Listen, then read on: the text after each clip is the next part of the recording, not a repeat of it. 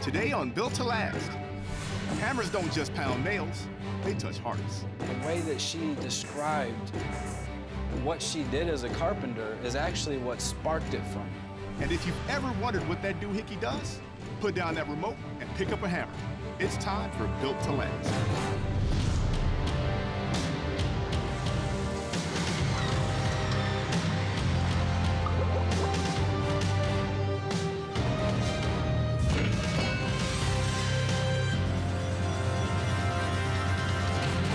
Built to Last is brought to you by the Chicago Regional Council of Carpenters Labor and Management Committee and Armstrong Ceilings.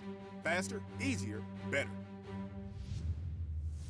Welcome to Built to Last. I'm Monica Peterson. And I'm Mark Nilsson. We all know that carpenters help shape the skyline and build our cities, but sometimes their most important work is done much closer to home. On today's episode, we'll meet a boy whose life was changed by superheroes wielding hammers and saws. And later, we'll take a trip down memory lane with a group of characters who have devoted their lives to preserving the tools of their trade. But first, as they say, the couple that drills together stays together. For Vincent and Maria Tybor, carpentry really is a family affair. Good girl. Vincent and Maria Tybor have been married over a decade. But they don't just live together. They work together at construction sites like this one on Chicago's near North Side. And Maria's reputation often precedes her. Everybody knows my wife. I'll go to a job site without Maria, and they'll be like, "Are you married to Maria? Is that your wife?" And I'll be like, "Yes." And they tell me, "Vince, your wife is awesome. She is the trim king and queen. She is the fastest person at trim in the universe." Long before earning her rep, Maria played college soccer. But she traded in her cleats for a miter saw, nail gun, and glue. I'm a journeywoman. I joined the union in 2005. Maria found her calling early in life, but her husband struggled to find his. After high school, I did start hanging around with the wrong crowds. I started getting into things that I shouldn't have got into. I could have died. I could have definitely died or been locked up for the rest of my life. I was a child, and I did childish things. His life changed when Maria introduced herself at a party and asked Vince to dance. They soon married, and her passion for carpentry inspired Vince down the same path. The love that she had for it, we're talking going into Menards and smelling wood, and she was like, pine. And the way that she described what she did as a carpenter is actually what sparked it for me. Vince passed the math test and began attending the Chicago Regional Council of Carpenters Apprentice and Training Center. It's a massive complex in Elk Grove Village, Illinois, where carpenters learn literally the nuts and bolts of their profession. Here's my 14 3/4. Here's my 3 5/8. You start off with basic classes of laying out a floor plan. Then you start with putting up studs. Then you go on to using any type of tools. They don't just throw you in there and say, "Here, cut this," and then you cut your finger off. They got to show you how things work. Apprentices, as they're dubbed, begin working on construction sites in their first year, and that's when the gloves actually come on. Safety is the number one thing on the job. The very first thing you do on a job is sit through an orientation, and they drill how important safety is. That's the first thing they do. Vince was eager to get his feet wet, but the union brought him along slowly and steadily. It started to get a little frustrating because I'm in my head, I'm like, I want to build something. I want to do some base. I want to hang some cabinets. I want to put some doors in. But as long as you have patience and you stick with it, my second year came and boom, carpentry took off. Vince is now in the training program's third year. His skill set blossomed, but there's still another challenging year ahead before he becomes a full-fledged journeyman. Stairs 1 was basics, just a straight run of stairs. Now we're getting into the more difficult stuff. What's the trick of trying to hold this up and put nails in it at the same time? Now we're working on a winder, which is like, I love the fact that he's in the Carpenters Union. We get to work together. Is that too much? we're putting in base, which is trim, which is the wood that wraps around the floor in your house. We compete. I'll look down the hall. She'll be like almost finishing a unit, so I start like hurrying up and trying to cut faster, and then I'll see her look down the hall, but she's just looking at my handsomeness. I'm checking out how fast she's going. Vince and Maria might fight glue and nail on the job, but their marriage is as solid as the base they're installing. We wake up together, we get the kids ready together, we drive to Chicago together, we work together, we take break together, we take lunch together, we drive home together. Vince and Maria come home to a full house of future carpenters. We have a big family. We have 6 children. Their ages from 16 to 1. Sometimes it can be challenging. It's fun. People say that, like, wow, 6 kids, when are you gonna buy a TV? If you were stranded on an island, what 1 to 3 things would you bring on an island? It's not as hard as a lot of people think it is. I would bring a phone and a tablet. I'd bring mommy. It's great. It is. It doesn't affect work at all.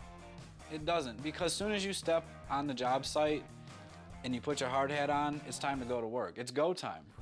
And go time includes big plans.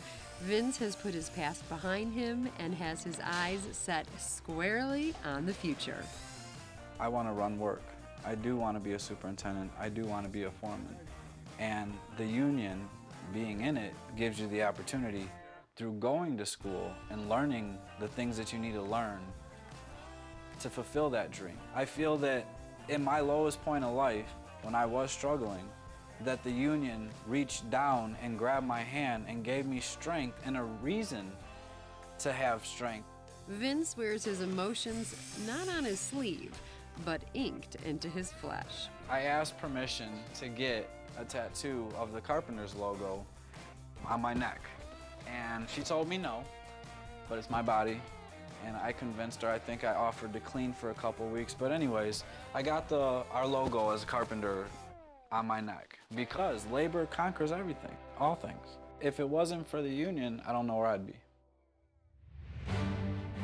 I'm so proud of him right now that he made it this far, and he's still having some hard times with his life problems, but you know, he keeps on going no matter what.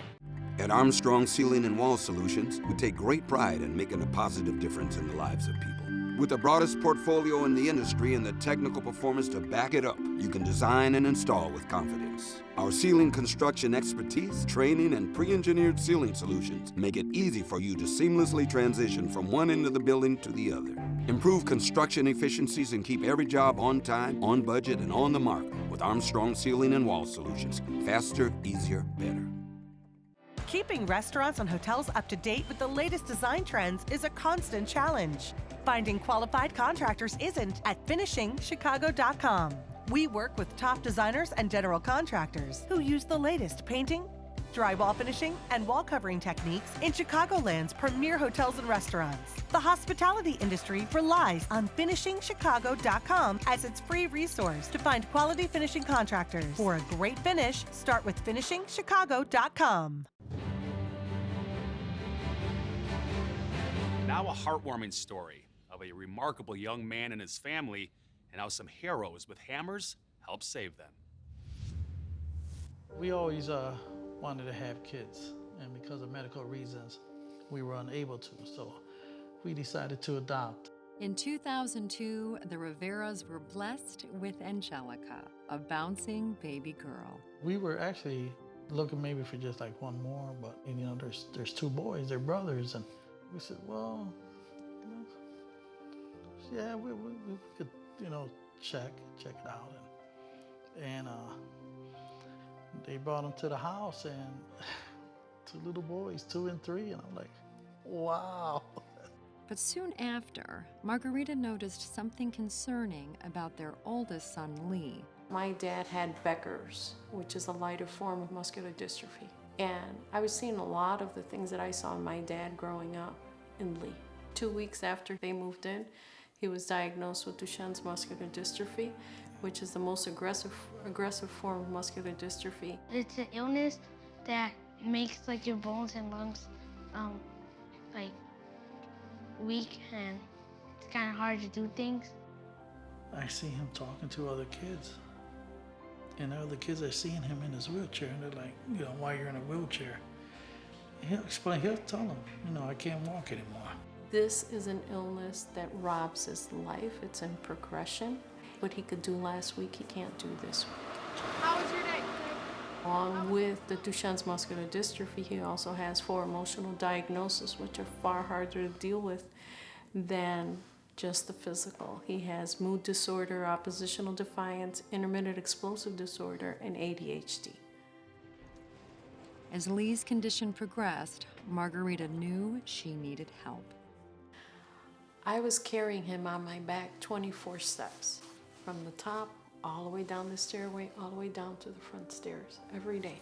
And he would go into one of his frenzies, and he'd be digging his fingers into my eyes while I'm trying to carry him down the stairs. It got to a point, it was a matter of safety. So I knew I needed help. So one day I spoke to one of my friends, and I said, you know what, I want to do a fundraiser. I need to do a fundraiser because I need to build a room for him. And we did 3 fundraisers, but we still needed some help. Margarita called and asked if I would be able to help do the project here, and I said yes. I have a bunch of cousins. They helped us out financially. The church we go to, St. Leonard's, Berwyn, Illinois. I'm talking about police department, fire department. The mayor? The mayor. She just had this way about her that she just prayed that, hey, I need this, I need that, and people started coming in. We had a man that actually did all the drawings. We had people that took care of the concrete, the digging of the basement, the electricians. They all came in, so we had a whole crew, essentially, to start this project. But even with all of the hard work and good intentions, there was still so much to do. We didn't have siding, we didn't have roof, we didn't have insulation at that point. With the house half finished, the Riveras needed a miracle. And I sat in front of my computer, and God put on my heart, carpenters, carpenters, carpenters. And I typed in Carpenters Union, and God is my witness. The first phone number that showed up, that was the first number that I called. She reached the office of Keith Judkins. And I spoke to his secretary, and I told her my stories. She said, well, I'll let him know, and he'll give you a call in about an hour. And I sat back and I said, okay, God, I'm just Margarita here. I don't think nobody's gonna call me. We follow up on every story. We follow up on any kind of need. An hour later, I'm talking to this man with a strong voice. She was a person in desperation, saying she was praying for a miracle. He said, I'm gonna have somebody out there tomorrow, Wednesday. His name is Jose Maldonado. When Keith Judkins called me, he's like, listen, there's this project that they need some help in your area. Go check it out, take some pictures, see what they need. I said, oh yeah, oh Margarita, nobody's gonna call you. At first I thought it was gonna be your simple, somebody needs a door change. But I should have kept my faith. Jose was there the next day, ready to help, but nothing could have prepared him for what he saw. Half of the house was gone and the inside, there was no plaster. No plasters on the ceilings. There's an addition going on the outside. Walls were exposed. You could feel the draft coming in from the cold air. It was moving in the right direction, but very slowly. He said, I'll have a couple of people here on Saturday. He said a couple. I said, oh, okay, a couple. Which I didn't mind, couple was good. The first thing she told me, she's like, I can't pay these guys. I want to be able to reward them some way, shape, or form. But she's like, but I can cook. But I cooked for only a couple. But Saturday came around and I had 12 carpenters outside with belts and hammers and saws. And boy, can she cook.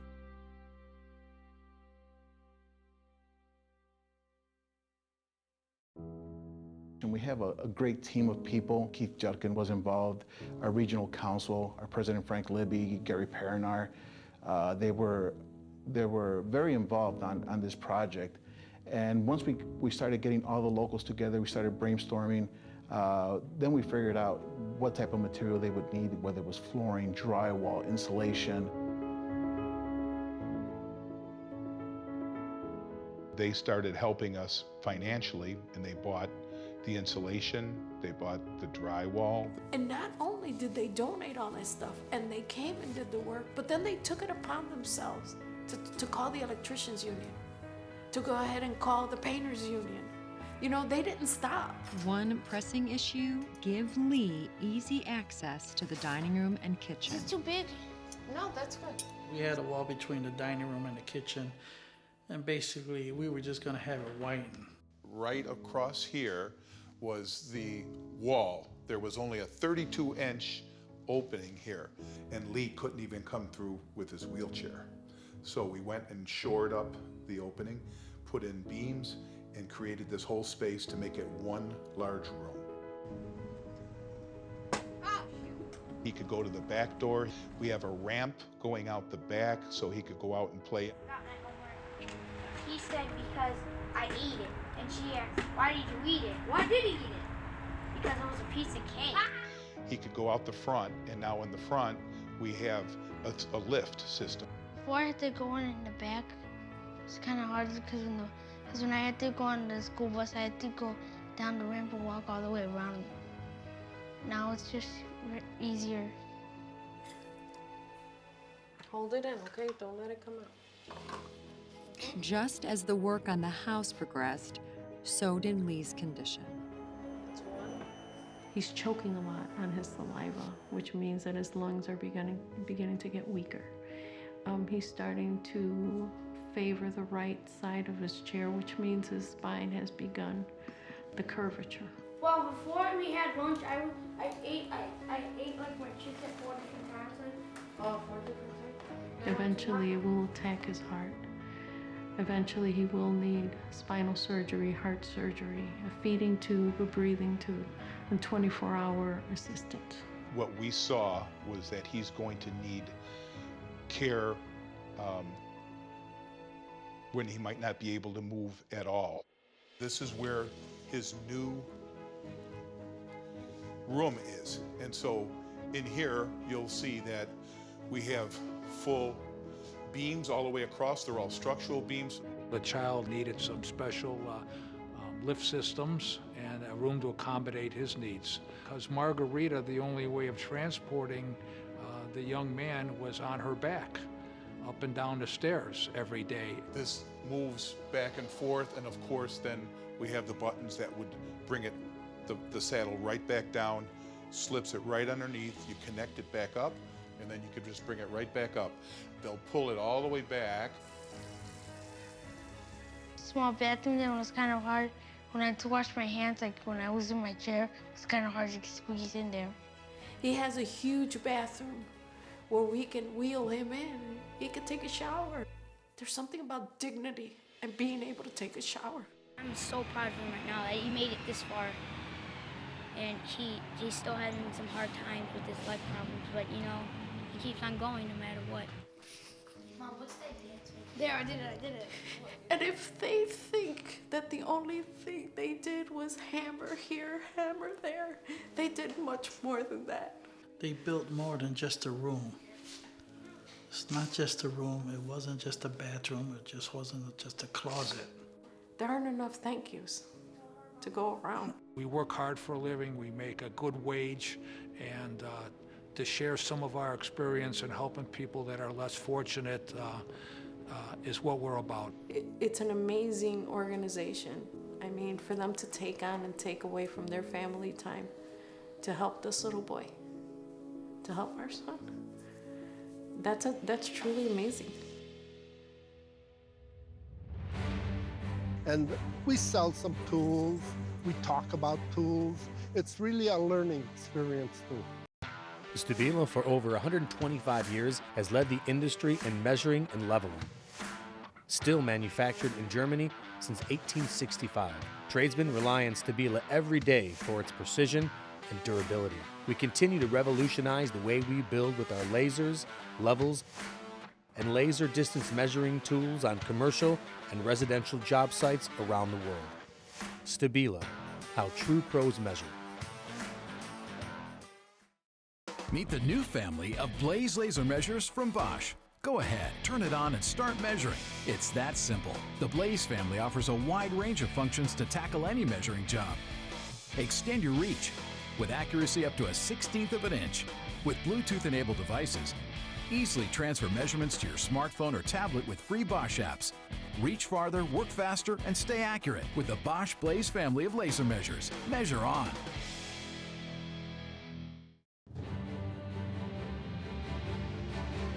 Welcome back to Built to Last. Ever wonder what your grandfather's old doohickey in the garage was used for? What's a doohickey? Let's find out. My name is Arturo Urbano, and I'm a union carpenter from Local 13. I've been collecting since I started as a carpenter. I would go with my dad to flea markets, believe it or not, and I would see a lot of old tools. And I said, hey, listen, these are some of the tools that I see at our school. The tools on display at the training centers remind us who we are and where we came from. When I go back to the job sites and talk to some of the old timers, I love hearing the stories. I was a union carpenter, and I worked for Local 187 out of Chicago. I retired about 10 years ago, and I've always loved tools. Originally, I was just looking for tools that I could use. But what happens is it sort of becomes a disease. Our nation was built using these tools. They're things that, well, they wear, but they can be fixed and repaired. It's the exquisite craftsmanship that existed long before our times. It's summer, and the hand tool fanatics are coming out of the woodwork at the Garfield Farm and Tavern, a preserved, intact working farm from the 1840s just outside Geneva, Illinois.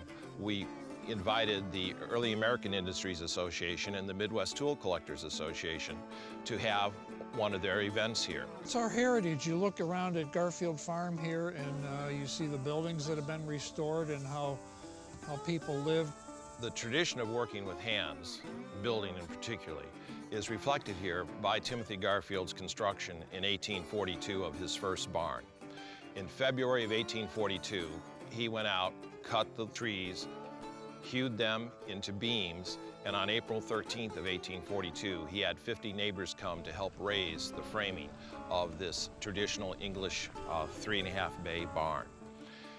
By June, it was shingled and sided. So in less than 6 months, except for the sawmills that would have cut the siding and such, that building was put up without any mechanical tools. You can see the old tools, and then you can see what they make.